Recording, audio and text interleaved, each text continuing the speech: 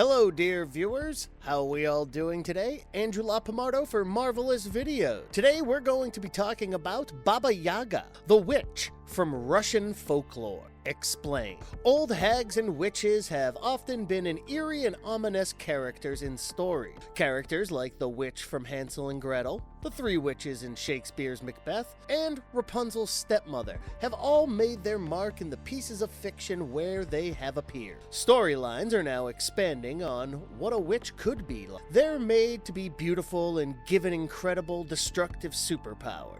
But the fear induced by witches who look like they're 1,000 years old and are always engrossed in doing stereotypical witchy stuff, such as stirring their cauldrons or just being evil, hits us differently. One such stereotype witch is Baba Yaga, a fictional character from the Hellboy comic book series under the Dark Horse Comics. Baba Yaga is an interesting and unique supervillain. Baba Yaga.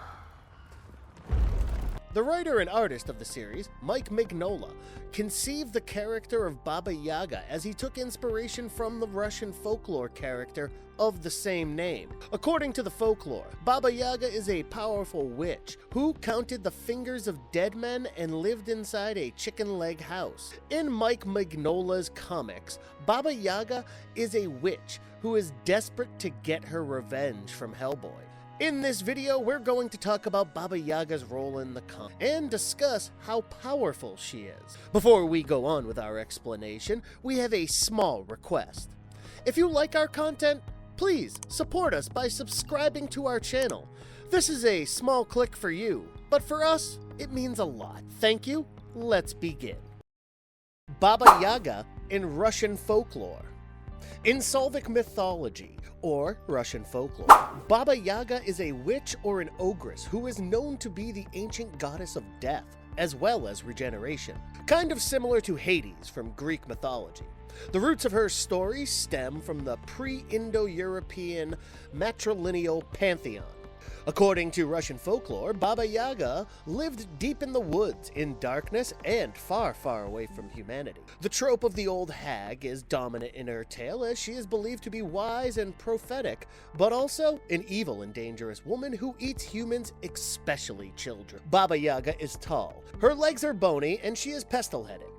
She has a long, witch-like nose with terribly disheveled hair. She can switch her appearance from time to time, appearing as a young woman or as two sisters. Mainly, her theriomorphic image shows her as a snake or a bird, but she can morph into other creatures such as a toad, frog, turtle, mouse, vixen, goat, mare, bee, or any inanimate object. In the legendary folklore, she is never seen walking. Baba Yaga is either flying in a fiery mortal or she is laying down in her hut. The fence surrounding her hut is made with human bones. Human skulls with their eyes intact are placed on top of the fences, while the gate is fastened with human arms and legs. The lock is essentially a mouth with sharp teeth. Birds' legs support the hut, and it can turn around like a spindle. Interestingly, the hut is Baba Yaga herself. In East Slavic folklore, Baba Yaga happens to have a male counterpart called Koshchei Besamertny or Koshchei the Immortal. He is often presented as Baba Yaga's son or nephew. Baba Yaga's conflict with Hellboy in the comics. A long history surrounds the legendary witch. Back in 1895, when Russia was still under the Romanovs' rule, Baba Yaga had contacted the monk Grigory Rasputin.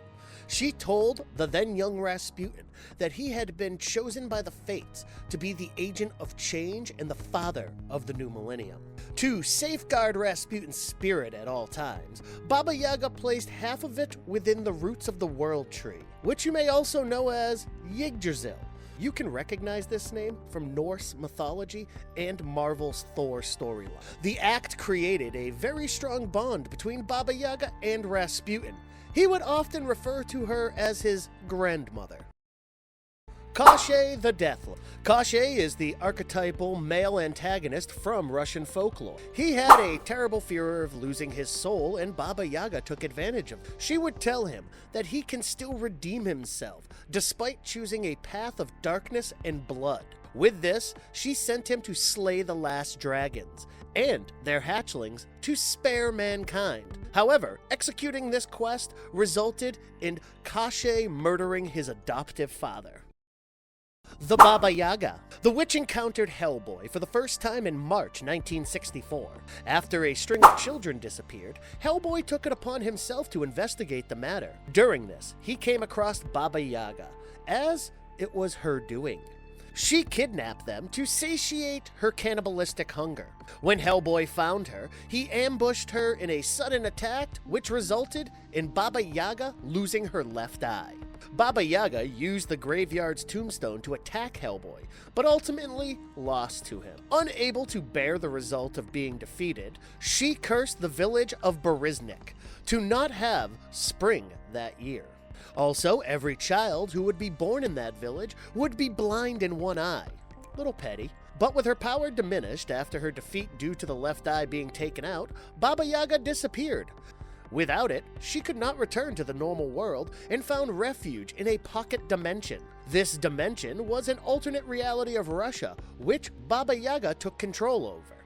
However, she could occasionally return to the real world. Wake the Devil. In this storyline, Rasputin fails to ensure the survival of Ilsa Hempstead in the upcoming apocalypse, so Baba Yaga's servant, Koku, presents an Iron Maiden to Rasputin. Meanwhile, Hellboy is cast into the darkness by Hecate, the goddess of crossroads and the enemy of the sun. Baba Yaga observes Hellboy's struggles and thinks he is likely to succumb to his misery and destroy the world. However, she is in utter disbelief when he does not go down the path of darkness. Baba Yaga soon meets with Rasputin at Yggdrasil. She wants him to stay with her in her alternate dimension, but unfortunately for her, he did not wish to do so. She tried to convince him, but ended up failing. Before Hecate could dispatch Rasputin, Baba Yaga collected whatever remained of his soul. Darkness calls. After Hecate gets disposed of, Baba Yaga refuses to be the queen. She approaches the witches and asks them to give her Hellboy as she wanted her revenge, but she could not do it outside her realm. Baba Yaga then sent her greatest servant, Koshe, to bring her Hellboy's head or eye. However, as Koshe's actions are hindered, Baba Yaga infuses thousands of souls into her champion. She also uses a fragment of her soul to take over Koshe's body. But Koshe is defeated, which drains Baba Yaga of most of her powers. She tries to use Rasputin's soul, but Koku cast it into hell. In her last attempt, she tries to get Koshe to throw his dagger into Hellboy's back, but once again, it is a failure. The Storm and the Fury. Baba Yaga offers to aid Hellboy as he reaches the Nimue's tower, provided he gives her his eye as a payment. Since he has taken out her original left eye, Baba Yaga could not get over her need for revenge. However, Hellboy obliges, albeit reluctantly. In the aftermath of Hellboy's death after his fight with the Queen of Blood, Edward Grey sends Baba Yaga to find Hellboy in the abyss.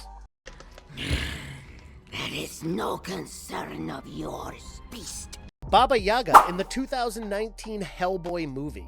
Baba Yaga appeared in the 2019 superhero film Hellboy. The movie was directed by Neil Marshall. It is a reboot of the previous Hellboy series and also the third film in the live-action franchise. The story is based on the comic books The Storm and the Fury, The Wild Hunt, and Darkness Calls. Baba Yaga serves as a supporting antagonist in the movie and is voiced by Emma Tate. Contortionist Troy James plays the role. When she is seen for the first time in the movie, she is talking to Gruagach. She wants to know about the coffins where King Arthur hid the severed body parts of Nimue, the Queen of Blood, which he had cut himself using his legendary sword called the Excalibur. Baba Yaga offers Gruagach a deal. If he frees Nimue, she would help him get revenge on Hellboy. She makes this scheme so that she herself can get her revenge for taking out her eye and getting her trapped in a different dimension. Gruagach does Baba Yaga's bidding and frees Nimue. Once she is whole again, she attempts to seduce Hellboy to get him on her side and make him the king, as she wants to free the supernatural beings. Meanwhile, Hellboy gets into an argument with his adoptive father while in the AIDP headquarters of London. As he leaves, he uses a lift to go up, but the lift goes down and does not stop, which confuses Hellboy. Once the lift stops, he finds himself transported in the dimension he had sent Baba Yaga after he defeated her for trying to revive Stalin. Baba Yaga. Baba Yaga welcomes Hellboy to her chicken leg of a house. She appears for her mortal while twisting her body and falls to the ground as if she was a rag doll. She stands up and invites him to the dining table. To his horror, Hellboy finds dead children in the back room and discovers that Baba Yaga has found herself children to satiate her cannibalistic hunger. The mess does not end there, as he realizes that those children were what she had served him. Naturally, Hellboy refuses to eat the atrocious meal and demands to know why Baba had summoned him to her realm. Baba Yaga presents a deal to Hellboy. She would tell him where Nimue was, but in return, he would have to give her one of his eyes as replacement for the one he had taken out. Hellboy reluctantly accepts the proposition, and Baba confirms the deal in the worst way possible, by grossly kissing him. Finally, she lets Hellboy know that Nimue intends to go to Pendle Hill and restore herself to her former glory and power. Baba Yaga takes out her sickle to take his eye, but Hellboy tells her that she only gets it once he is done. This works in his favor, as they have never determined a time period for the fulfillment of the deal. Baba Yaga gets enraged and attacks Hellboy with a pair of sickles. The two of them fight, but it ends soon as Hellboy subdues her. However, before he can emerge victorious, Baba Yaga tilts the house, which throws him out. She then bellows curses at Hellboy and claims that she will get her eye someday, or else he will use the eye to witness the death of his loved ones. The thing you love most in the world suffered and died! Hellboy returns back to his dimension to go on his mission to find Nimue. Baba Yaga's character isn't expanded after. The way Baba Yaga has been portrayed in this movie clearly shows how the primary influence for her appearance has been the Russian folklore over the comics. She is made to be extremely old, thin, frail-looking, and of course, ugly as sin. According to the folk tales, Baba Yaga also had iron teeth, a bone leg, and stone breast. The movie does not gross over the last two, but she does have a pair of wooden legs. Her form is extremely deformed, and her grin is hideous. Of course, her left eye is missing, which is the source of her plight and her rage against Hellboy. What's strange is even though she needs a stick to walk and looks frail, she can fight perfectly. At one point, Hellboy mentions how her tongue had hair on it.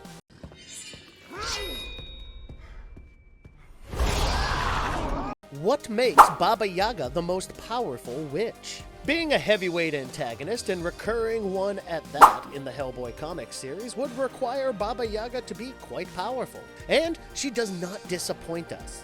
She is easily one of the most powerful users of magic in this universe. People all across the lands of Russia know of her. She is feared by the people, especially by those who live in the wilderness, and Baba Yaga often roams in the wild. She used to be more powerful before Hellboy foiled her plans of reviving Stalin. Back then, she would often be seen in graveyards, where she would count the fingers of the corpses. She would then suck in their souls and breathe them into other empty skulls to create lanterns. She would hang these ghastly lanterns from the branches of Yggdrasil or the World Tree. Her chicken-legged house would also sport them as a unique interior decor. She is believed to have thousands of them. Baba Yaga seems to have mastered spiritual magic. She excels at any magic where she has to manipulate souls, and her lanterns are one of the best examples of this. She controls a giant army of the dead, or the undead, whatever you may like to call them. Her pocket dimension is like a bootleg version of Russia, which she dominates with the help of this army. Of course, there is little to no resistance here, except for some Lasai, who only does it for the delight of getting in Baba Yaga's way. Her best servant and champion, Kashi, is also under her control. Baba Yaga owns his soul and she keeps it in an egg, which is again kept inside a duck, which is kept in a rabbit, which is once again inside a goat. Weird inception, but she makes it possible. This power of hers stems from the ghastly lanterns.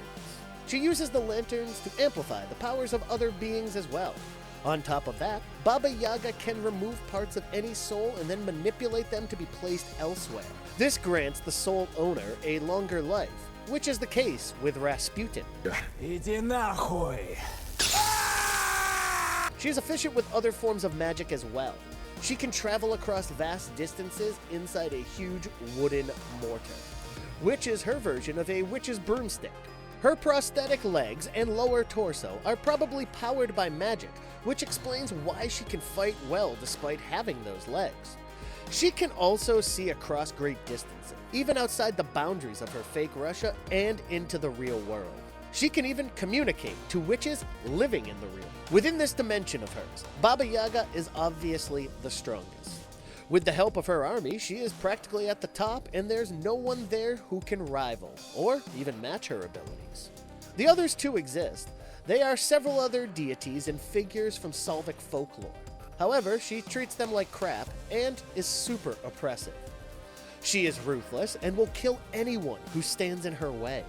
However, after her lamps and a portion of her own soul were drained, she has weakened permanently. She almost loses her ability to talk as she trembles while in the weakened state. Despite all of this, her foe Russia keeps existing, which means that it will probably exist with or without her. She might not be the dependent factor in its existence at all, and is just someone who managed to conquer this alternate dimension. She would need the souls of others to gain back her power, but she can no longer go back to the normal world. One confusing element about her power is how it is stated that Baba Yaga cannot return to the normal world without her left eye, but she manages to do that in Wake the Devil, as she is seen standing alongside Edward Grey and Dagada. She talks about how she can make quick trips outside the faux Russia, so she can probably do it for brief periods, but cannot sustain a life in the normal. After her lanterns got drained, she probably lost this ability as well. What do you think of Baba Yaga? Did you enjoy this video? If yes, then don't forget to like and comment on this video. Till then, goodbye, and have a nice one, dear viewers. Come, sit here.